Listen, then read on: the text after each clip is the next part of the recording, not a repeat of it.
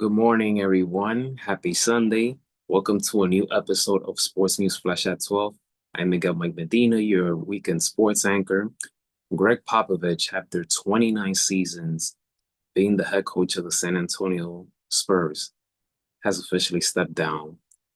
We knew this day would come at some point, but for many of us been, who have been through there during the whole ride, it's still a shock to us.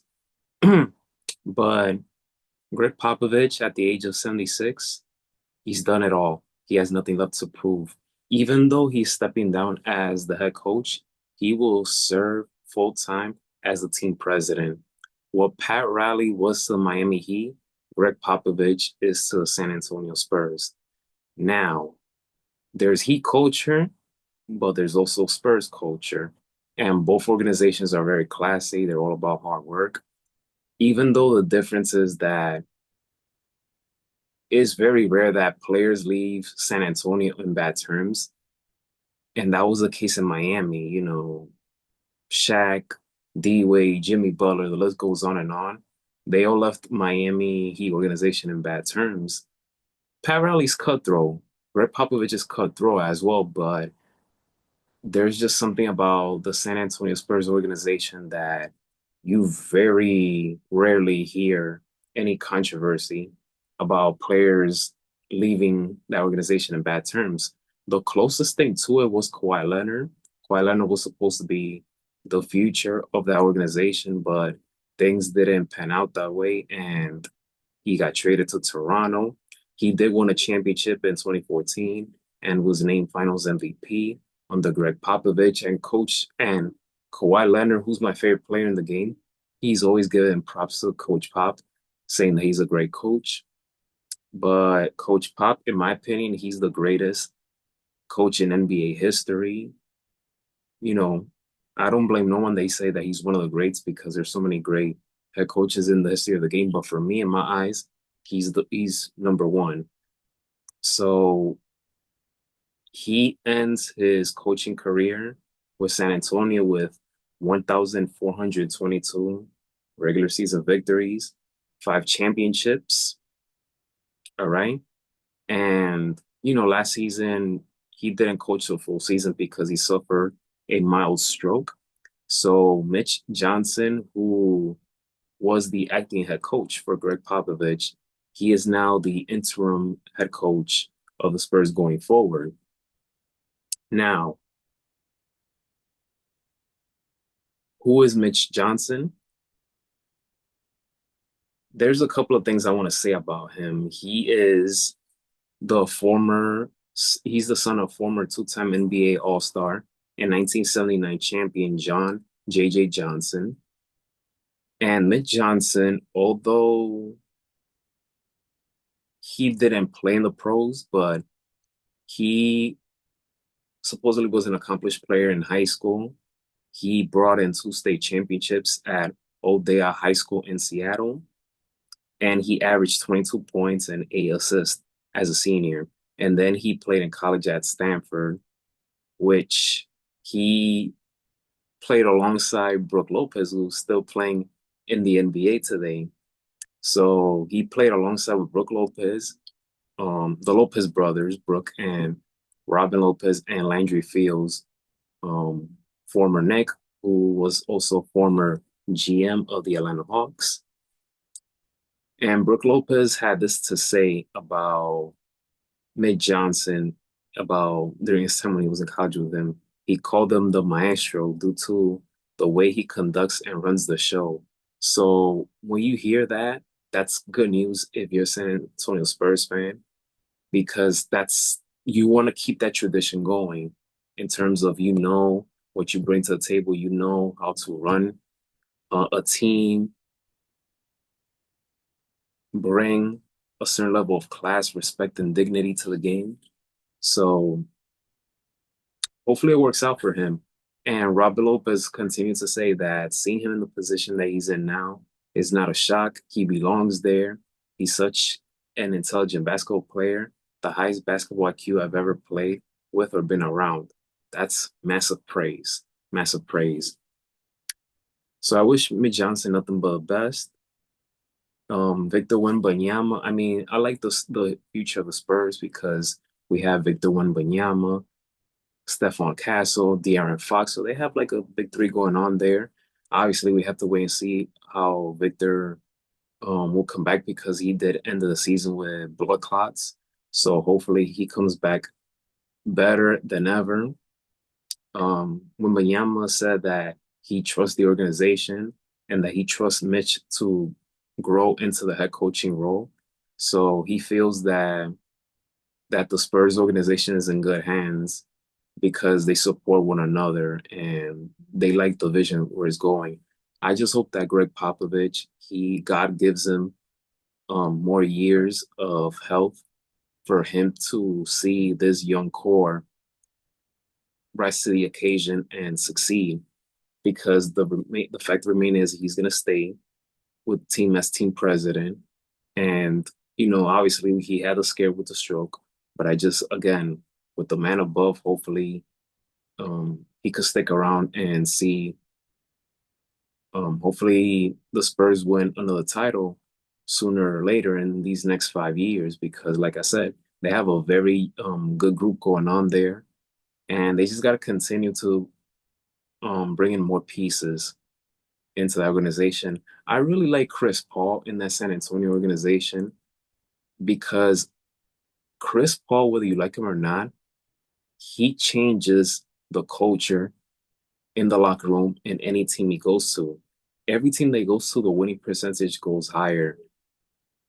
He hasn't won a ring, but winning is hard. Winning is hard. And 2021 and arguably 2022 were his best years of him trying to win a ring with the Phoenix Suns. But every team that he goes to, he's a difference maker. He's a floor general. He has great leadership. He's not for everyone, and not everyone is for him. Why? Because he's a straight shooter. And when you're a straight shooter, most of the time you're going to rub people the wrong way. So, but overall, San Antonio Spurs, they're heading into the right direction. I've always respected their franchise. Um, I just feel that they're going to be fine. They're going to be fine.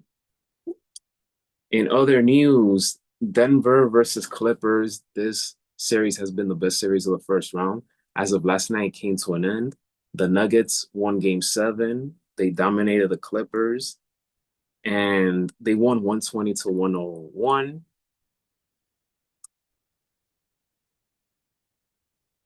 And the Nuggets, they led as many as 35 in this game. So the Nuggets, they advance and they're gonna go up against a number one seed and well-rested Oklahoma City Thunder. That should be a great series. In my opinion, the winner of that series will come out of the West. That's just my opinion. So you have an Oklahoma City team that were 2 wins away from reaching 70 wins. That team is really good. Is really good. They have great team chemistry. The Nuggets as well, but Oklahoma City Thunder, they're younger. They have more depth. And I mean, I'm looking forward to the series. I hope that series goes to distance. But the Denver Nuggets, I won't underestimate them. They know what it takes to win. Oklahoma City hasn't proven that yet, even though I feel that they are favorites to win it all this year, in my opinion. But the Nuggets, they're gonna have their work cut out for them, and they just can't rely on Jokic to get it done. Murray has to be consistent and healthy, and other guys have to step up as well. It will take everyone in that Nuggets roster to take down Oklahoma City Thunder in 7 games.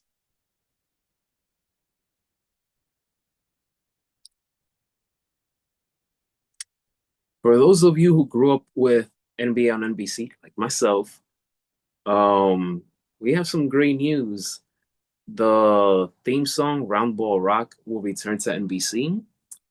Um, the Athletic reported that, and I am happy. I am happy.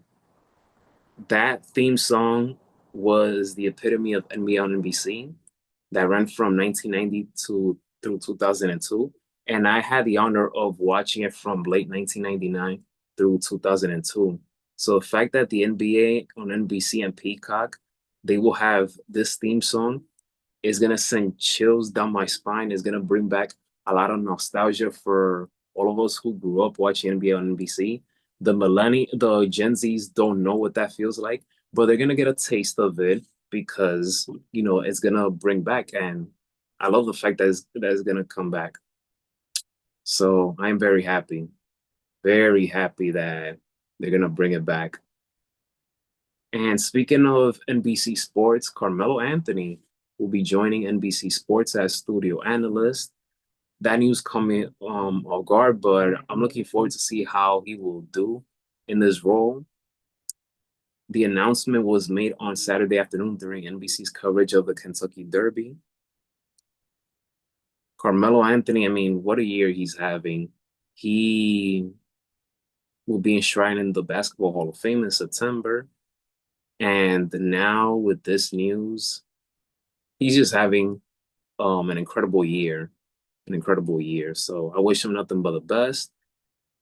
He was a prolific scorer in his time. This is someone that I have seen him since he was in Syracuse. So the fact that I see this once young kid winning the national title in Syracuse all the way to now making to a Hall of Fame and now becoming a studio analyst for NBA on NBC and Peacock, I wish him nothing but the best.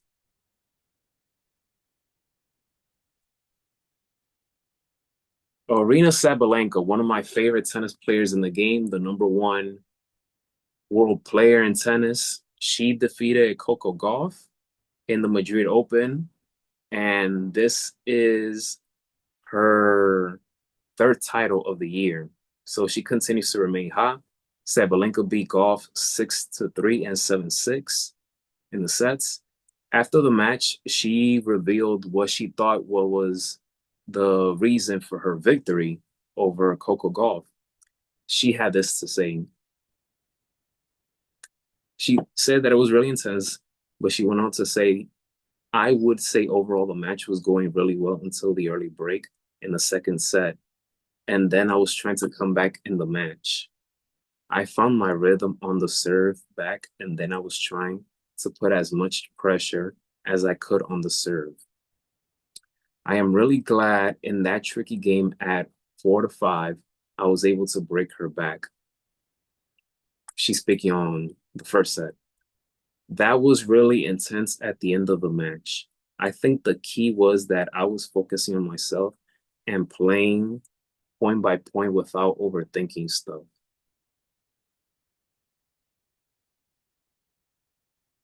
Honestly, I was standing there thinking, you have pretty good stats on the tiebreak, so you have got this. Go for your shots and trust yourself. The biggest issue is that you start doubting your decisions. On that tiebreak, I was like, whatever I have in my mind, I go for it. Sabalenko had won 5 of her 6 break. She had won 5 of her 6 tie breaks in 2025 ahead of the second set breaker against Golf. All right. So she's the champion. Congratulations to Arina Sabalenka. She has now won 3 singles titles in 2025, more than any other player on the WTA tour. Right? And that concludes this episode of Sports News Flash at 12. Enjoy sporting events, some baseball. Today is round 4 of, I'm forgetting the name of the event, the golf event. But Scotty Scheffler, he's playing terrific this weekend. Stanley Cup playoffs. I mean, just enjoy every sporting event that will be taking place today on this wonderful Sunday. All right? Be safe, everyone. I'll see you guys next week for a new episode of Sports News Flash at 12. Be safe, take care of yourself, and may God bless each and every one of you. Always remember, you're never alone, and you have someone that loves you, and that's the man above. Take care, everyone.